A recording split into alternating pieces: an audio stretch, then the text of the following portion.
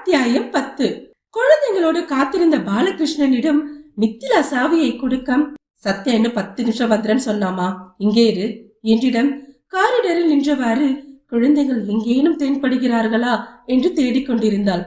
குழந்தைகள் விளையாடுவதற்காக கீழே சென்ற நேரம் அங்கே வந்த சத்யா அவளை அழைத்துச் சென்று காப்பி கொடுக்க, யோசனையோடு அமர்ந்திருந்த பாலா, நல்லா படிக்கிற பொண்ணு, ஆனா படிப்பு முடிக்கிறதுக்கு முன்னாடி உனக்கு கல்யாணம் ஆனதுக்கு சத்யா உன்னை பத்தி நிறையவே சொல்லியிருக்கா நித்திலா. குடும்பத்துக்குள்ள சண்டை சச்சல் வருவது தவிர்க்கவே முடியாது. மாமையாரோட பிரச்சனை இருந்தா அது வீட்டுல இருந்துதான் சமாளிக்கிறதா புத்திசாலித்தனம். இப்படி வெளியில எல்லாம் வந்து பஸ்ல ராத்திரி எல்லாம் கழிக்கிறதுலாம் சரியே இல்ல.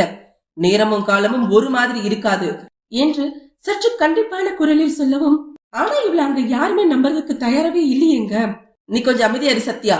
குழந்தை அபாட்டான வருத்தத்துல கூட குறைய பேசியிருக்கலாம். அதுக்காக வீட்டை விட்டு வெளியில் வரலாமா? பேசினா தீராத பிரச்சனை எதுவுமே இல்ல. நித்திலா மிஸ்டர் ரகுவரன் கிட்ட பேசி இந்த பிரச்சனைக்கான தீர்வு கண்டு இருக்கணும். அதை விட குழந்தைங்க எப்படி அம்மா விட்டுட்டு இருக்கோம்? நீ ஒரு அம்மா, தாய்கிட்ட இருந்து குழந்தைய பிரிக்கலாமா?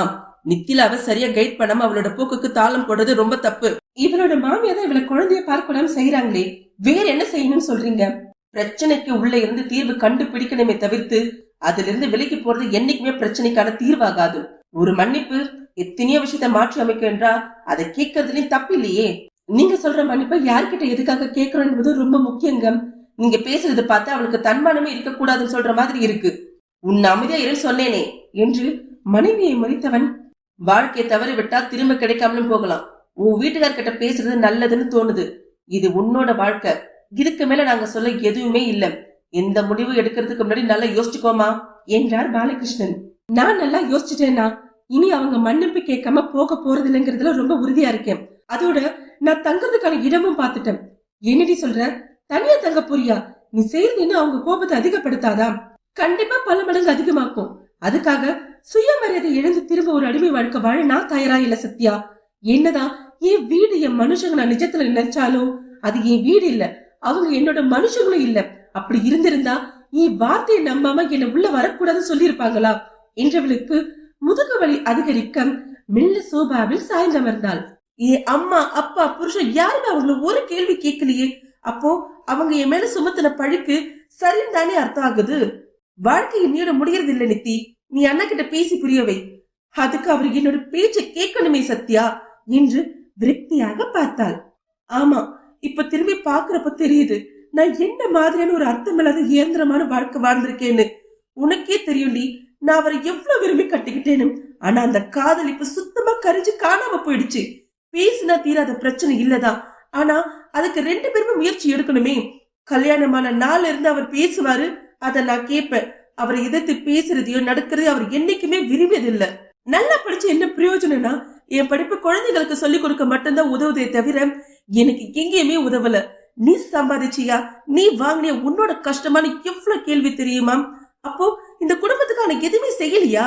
பெத்தவங்களை இருந்து கட்டணமா வர எல்லாமே என்ன வேற்று மனுஷா பாக்குறாங்க. நான் அவங்கள ஒருத்தி கிடையவே கிடையாதாம். நான் யாருங்கிற அடியாலும் எவ்வளவு முக்கியம் என்ன செருப்பால் அடிக்காத குறைய எல்லாரும் எனக்கு புரிய வச்சுட்டாங்க என்றால் வெற்றி குரலில். சரிமா, ஆசிரியர் போயிட்ட பிரச்சனை முடிஞ்சதுன்னு நினைச்சியா? மிஸ்டர் ரகுவரனுக்கு வேற கல்யாணம் செய்ய போறதா சொல்றாங்க வேற சொல்றேன். ஆனா வீட்டுக்கு போகாம நீ அடுத்து என்ன செய்ய போற? நான் விவாகரத்து கொடுத்தாதானே அவருக்கு இன்னொரு கல்யாணம் செய்ய முடியும். ஆனா நான் கொடுக்க மாட்டேன். நித்தி, ஆமா சத்யா, என்னைக்கு இருந்தாலும் என் குழந்தைக்கு அவதான் அப்பா, அதுல மாற்றமே இல்ல. அப்ப என்னதான் முடிவு பண்ணிருக்க? என்னதான் தாயா பிள்ளையா இருந்தாலும் வாயும் வயிறு வேறுதானே. அதே மாதிரிதான் என் புருஷன் லட்சக்கணக்குல சம்பாதிச்சாலும் எனக்குன்னு ஒரு வேலையும் வருமானம் இல்லைன்னா என்ன சல்லி காசுக்கு மதிக்க மாட்டாங்கன்னு புரியுது. இப்போதைக்கு எனக்கு இந்த நகை வித்து கொடுங்க, நான் போதும், மத்ததை நான் பாத்துக்கிறேன் என்று 6 சவரன் மதிப்புல 2 வளையல்களை கழற்றி கொடுத்த நேரம் அழைப்பு மணி ஒலித்தது. சத்யா சென்று கதவை திறக்க மாமனார் மாமியாரோடு ரகுவரன் நின்றிருந்தான். அவர்களை கண்டதுமே நித்திலா எழுந்து கொள்ள, அவளுக்கு புத்தி சொல்லி அனுப்பாம இப்படி நீ பண்றது கொஞ்சமே சரியில்லை சத்யா என்று சுந்தரி எடுத்ததுமே ஆவேசமாக பேசிக்கலாம், எல்லாரும் உள்ள வாங்க என்று அழைத்தாள் சத்யா.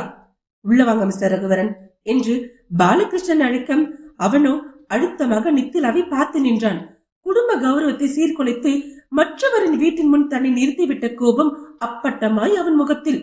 இரவு முழுக்க வீடு திரும்பாதவள் சத்யா மீதே கம்யூனிட்டி என்று சொன்னதில் அவள் இங்கு வந்திருக்க கூடும் என்று காலையிலேயே ஒருமுறை ரகுவன் வந்திருந்தான். ஆனால் வீடு பூட்டப்பட்டிருந்ததில் மீண்டும் இப்போது வந்திருக்கிறான். நித்தில அமைதியாக நின்றிருக்க, உள்ள வாங்க வெளியில நிக்க வேண்டாம் என்று அழைத்தாள் சத்யா. ஏற்கனவே ரகுவரன் சொல்லி அழைத்து வந்திருந்ததால் சத்யாவின் வீட்டிற்குள் நுழைய பிடிக்காவிட்டாலும் மருமகனின் வார்த்தைகளை மீற முடியாது. அடி பாவி மகளே, இப்படி எங்க மானத்தை வாங்கிட்டியேடி என்று உள்ளே நுழைந்ததும் நேற்று அருளரசி தங்களை நிற்க வைத்து கேட்ட கேள்விகளை எல்லாம் மகளை கேட்டு திட்டி என்று சுந்தரி ஒரு பாடு அழுது ஆர்ப்பாட்டம் பண்ணிவிட வேல்முருகனும் தன் பங்கிற்கு நித்திலாவை பேசியிருந்தார். புருஷன் பிள்ளைங்க எல்லாரும் ஒதுக்கி வச்சு நீ பண்ணிட்டு இருக்க கூத்து ஊர் உறவுக்கு தெரிஞ்சா இனி நான் வெளியில தலை காட்ட முடியுமா என்று கேட்க நித்திலா அமைதியாக நின்றிருந்தாள். அதே நேரம் தந்தைக்கு அழைத்த ஹரி நித்திலாவிடம் கொடுக்க சொல்லி, குடும்ப பிரச்சனை நமக்குள்ள தீக்கணுமே தவிர இப்படி அடுத்தவங்க வீடு வர விடக்கூடாது. நீ என்ன நினைச்சு இதெல்லாம் செய்துட்டு இருக்கன்னு எனக்கு சுத்தமா புரியல நித்தி. ஆனா மாப்பிள்ளை அசிங்கப்படுத்திட்டு இருக்கன்னு மட்டும் எனக்கு நல்லா புரியுது. உனக்கு புரியுதா இல்லையா? ரகுவா இருக்கிறதுனால உன்னோட அட்டுவிடத்தை பொறுத்துட்டு போயிட்டு இருக்காரு. இதே வேற ஆம்பளையா இருந்தா அறுத்து கழிச்சுட்டு தான் அடுத்த வேலையை பார்க்க போயிருப்பான் என்றவனிடம் இருந்து கைபேசியை வாங்கிய ரூபி, ராத்திரி எங்க இருந்தீங்க அண்ணி? உங்ககிட்ட இருந்து இதை நான் எதிர்பார்க்கவே இல்லை. நீங்க இப்படி செய்யலாமா என்று கண்ணீரோடு பேசிக்கொண்டு செல்லம், இந்த நேரத்தை அழக்கூடாது ரூபிமா என்று மனைவியை தேற்றியவன், இத பார் நித்தி, உனக்கு என் பொண்டாட்டி கூட தானே பிரச்சனை. நானே ரூபியை கூட்டிட்டு கிளம்புறேன். அட்லீஸ்ட் உன் குழந்தைக்காவது தயவுசெய்து நீங்க வந்து சேரு. உன் பையன் அழுவத கண் கொண்டு பார்க்க முடியல என்று தன் பங்கிற்கு பேசிவிட நித்திலாவிடம் மீண்டும் மௌனம். பா, இனி அவகிட்ட பேசி பிரயோஜனமே இல்ல. அவளோட வாழ்க்கை பற்றின அக்கறை அவளுக்கே இல்லாதப்போ நாம எதை பத்தி பேச என்று திருப்தியோடு வைத்து விட்டான். நீ எங்க வம்சத்திய கருவரத்தையும் பொருட்படுத்தாம உன் வாழ்க்கைக்காக தாண்டி பேச வந்திருக்கோம். வாய தொரடி. உன்னை பெத்ததுக்கான பெருமையை நல்லா தேடி கொடுத்துட்ட. இப்படி அடுத்தவங்க வீட்டுக்கு வந்து ராத்தங்க உனக்கு என்ன நெஞ்செழுத்து இருக்கணும் என்று வேல்முருகன் மகளை கை நீட்டும் வேகத்தை கட்டுப்படுத்தி பேசிக் கொண்டிருந்தார். அங்கிள், நீங்க நினைக்கிற மாதிரி நித்திலா நைட் இங்க இல்ல. இங்க இல்லாம வேற எங்க போனா என்றதும் நடந்ததை எடுத்து சொல்ல அதற்கும் சேர்த்து வசைப்பாடினா சுந்தரி. என்ன காரியம் பண்ணிட்ட சத்யா என்றான் பாலா. நான் என்னங்க தப்பா சொல்லிட்டேன்? இவங்களால தானே அவ ராத்திரி அவ்வளவு கஷ்டப்பட்டா. நான் தான் உங்களுக்கு சொன்னேனே, நித்தி பாவங்க, இதெல்லாம் சொன்னாதானே அவங்க தப்பு புரியும். நல்லது செய்யற நீ பிரச்சனை ஊதி பெருசாக்கிட்டேன்னு உனக்கு புரியலையா என்ற பாலாவால் ரகுவரன் நின்றிருந்த தோரணையில் அவனை நெருங்கவும் முடியவில்லை. கட்டுக்கடுங்க ரவுத்திரத்தோடு மூவரையும் அழுத்தமாக பார்த்திருக்க வேல்முருகனோ மருமகனை நிமிர்ந்து பார்க்க முடியாது வெட்கி தலை குனிந்தார்.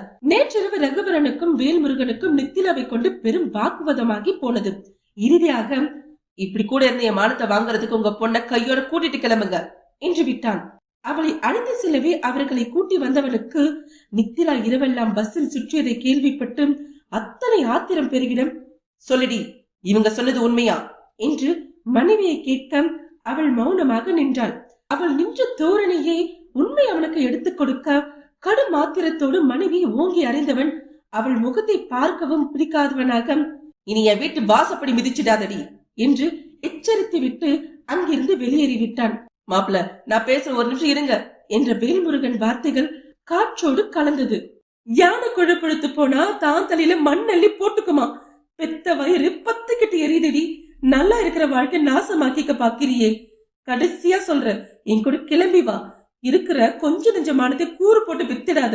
எங்களால யாரையும் தலை நிமிர்ந்து பார்க்கவும் முடியல, யாருக்கும் பதில் சொல்லவும் முடியல என்று சுந்தரி அழைத்த போதும் அவளிடம் கனத்த மௌனம். அவள் மசியவில்லை என்றதும் நித்திலாவை சபித்த சுந்தரி சத்யாவை பேச தொடங்கவுமே, இப்படி சத்தம் போட்ட வேலையில உங்க வீட்டுல வச்சுக்கோங்க. இப்ப உங்க பொண்ணு வந்தா கூட்டிட்டும் கிளம்புங்க என்று பாலா அதட்டல் போடவும் சுந்தரியும் வேல்முருகனும் கண்ணீரோடு கிளம்பி இருந்தனர். வீட்டிற்கு வந்ததுமே சுந்தரி நடந்ததை சொல்லிவிட, நான் தான் அப்பவே சொன்னேனே அவ பின்னாடி தொங்கிட்டு போக வேண்டான்னு. யார் கேட்டா? இப்ப இந்த அசிங்கம் தேவையா? என் மக ராஜகணக்கா இருக்கான். 2 பிள்ளைக்கு அப்பன்னு சொன்னா யாரு நம்புறதுக்கு நேரம் எடுக்கும். அவசரப்படாதீங்க அண்ணி, அவளுக்கு எந்த காத்துக்கரு படிச்சிருக்கேனே தெரியல, இப்படி புத்தி கெட்டு போயிருக்கா என்று சுந்தரிக்கு மகளின் வாழ்வை விட உறவுகள் மத்தியில் அவர்கள் தலை குனிந்து நிற்கும் அவளும் அதிக வேதனையை கூட்டியது. அதிலும் நித்திலா செய்த பாவத்திற்கு ரூபியை ஊருக்கு அழைத்து கொண்டு பார்ப்பது என்று முடிவாகி இருக்கும் நிலையில் அவள் ஒருத்தி போதும். குழந்தை போனது மட்டுமின்றி நித்திலா பற்றியும் ஊரில் தங்கள் மானத்தை கூறு கட்டி விருப்பதற்கு. அதனாலேயே எப்படியாவது நித்திலாவை அழைத்து சென்று விடும் வேகம். காத்து கருப்பா, ஊ மகனை சப்ப கட்டு கட்டாத. அத்தனையும் என் மகன் சம்பாதிச்சு போட்டத வக்கனையா தின்ன கொழுப்பு. இவ என்ன சீமசரிக்கு சித்ராங்கியா? இவ இல்லனா என்ன? நான் வேற ஒருத்தி இதே வீட்டுக்கு கூட்டிட்டு வரல. என் பேர் அருளரசி இல்ல என்று சூள் உரைத்தார். மா, எனக்கு மண்டை வலிக்குது, கொஞ்சம் நிறுத்துறியா என்று கத்திய ரகுவரன் அறைக்குள் சென்று கதவை அறிந்து சாற்றி விட்டான். அதை கண்ட குழந்தைகள் ஒருவர் முகத்தை ஒருவர் பார்த்தவாறும் இங்கே செல்வது என்ன செய்வது என்று புரியாமல் பெரியவர்களின் பேச்சை கேட்டு நின்றிருந்தனர். ஏன் நான் நிறுத்தணும்? பாத்தியா சுந்தரி, நம்ம குடும்பமானத்தை வாங்கிட்டு போனவ மேல இவனுக்கு இருக்கிற பாசத்தை. அக்கா, ரொம்ப பசிக்குது. அருள் பாட்டியை கேட்ட பால் குடிச்சிட்டு தூங்க சொல்றாங்க. நீ தானே அப்பா வந்தது வாங்கிட்டு வரேன்னு சொல்றேன்னு சொன்ன. ஆனா அப்பா இப்ப கோபமா போயிருக்காரு. வேற யார் எனக்கு இட்லி வாங்கி கொடுப்பா? திரும்ப அம்மாக்கு போன் பண்ணி வர சொல்லுக்கா, எனக்கு பசிக்குது என்ற கண்களை கசக்கிய தம்பிக்கு பதில் அளிக்க முடியாமல் திணறி போனாள் ஸ்ரீ. காலையில் இருந்து குழந்தைகளுக்கு சரியான உணவில்லை. சுந்தரி அவசரத்திற்கு உப்புமா கிண்டி வைத்து விட்டு செல்ல குழந்தைகளுக்கு அது சுத்தமாக பிடிக்கவில்லை. ஹரி ரூபிக்கு ஆர்டர் செய்வதை கண்ட அசு மாமா என்று அழைக்கவும் அவனை தடுத்து ஸ்ரீ, மாமா எதுக்கு கூப்பிட அசு என்றாள். அக்கா, மாமா அத்தைக்காக ஆர்டர் போடுறாங்க, நமக்கு சத்து போட சொல்லலாம். பாட்டியோட உப்புமா வாயில வைக்க முடியல, வெரி பேட். வேண்டாம் அசு. ஏக்கா, நம்ம மாமா தானே. ஆமா, ஆனா அவரை நம்மளை கேட்டு ஆர்டர் பண்றது வேற, நம்ம அவரை கேட்கறது வேற. உனக்கு உப்புமா பிடிக்கல, பிஸ்கெட் சாப்பிடு என்று விடம் மதியமும் களிக்கீரை குழம்பு என்று அவசர சமையலை செய்திருந்தார் சுந்தரி. பிள்ளைகளுக்கு களி பிடிக்காது என்றில்லை. அது நித்திலா சமைத்தது போல் இல்லாமல் இருக்கவும் 2 வாய் மட்டுமே சாப்பிட்டு விட்டு நகர்ந்திருந்தனர். இரவு உணவாவது அவர்களுக்கு பிடித்த மாதிரி ரகுவரனிடம் இருந்து சொல்லி வாங்கி வைக்கலாம் என்றிருந்தால், அவன் இருந்த கோபத்தை கண்டவர்களுக்கும் அவனை நெருங்க அத்தனை பயமாக இருந்தது. அசு, இன்னைக்கு மட்டும் நான் உனக்கு மேகி செஞ்சு கொடுக்கட்டுமா? நாளைக்கு கண்டிப்பாம இட்லி பண்ணி கொடுப்பாங்க என்று தம்பியை சமாதானம் செய்து சமையலருக்கு கூட்டி சென்றவள் தானே அடுப்பில் தண்ணீரை ஏற்றி ஸ்டூல் மீதில் ஏறி ஷெல்ஃப் இருந்த மேகி பாக்கெட்டை எடுத்து வேகமாக செய்து தம்பியிடம் கொடுத்தாள். எந்த குடும்ப பொம்பளையாவது ராத்திரி முழுக்க வெளியே சுத்திட்டு வருவாளா? நல்லா விசாரிச்சியா சுந்தரி? இவ மட்டும்தான் போனாளா, இல்ல வேற எவனையாவது இழுத்துட்டு போனாளா என்று நாக்கில் நரம்பில்லாமல் பேசவும் சுந்தரி அரண்டு போனார். என்ன பேசுறீங்க சம்பந்தி? என் பொண்ணா நான் ஒன்னும் அப்படி வளர்க்கல. ஏதோ அவன் நேரம் இப்படி யார் பேச்சையும் மதிக்காம யாருக்கு அடங்காம இருக்கா, அதுக்காக என்ன பழியும் போடுவீங்களா என்று வேல்முருகன் சத்தம் போடவும், எந்த புத்துல எந்த பாம்பு இருக்குன்னு யாருக்கு தெரியும்? என் வீடு, பிள்ளைங்க, ஸ்கூலு, கடைக்கணின்னு இவளை நம்பித்தான் என் மகன் வெளியே அனுப்புனான். ஆனா இவ போன வேலையை மட்டும் தான் பார்த்தாலான்னு எனக்கு சந்தேகமா இருக்கு. ஃப்ரெண்டு வீட்லயும் தங்காம ராத்திரி முழுக்க ஊர் சுற்றி வந்தவளுக்கு வேற எவனுடையாவது தொடுப்பு இல்லாமலே இருக்கும் என்று சேற்றை வாரி இருக்க அதிர்ந்து போயினர் வேல்முருகன் தம்பதியினர். என் மகன் என்று மீண்டும் ஆரம்பித்தனரும். அம்மா என்ற ரகுவரனின் கர்ஜனையில் தூக்கி வாரி போட திரும்பிய அருளரசி மகனின் ரௌத்திரத்தை கண்டு நடுநடுங்கி போனார்.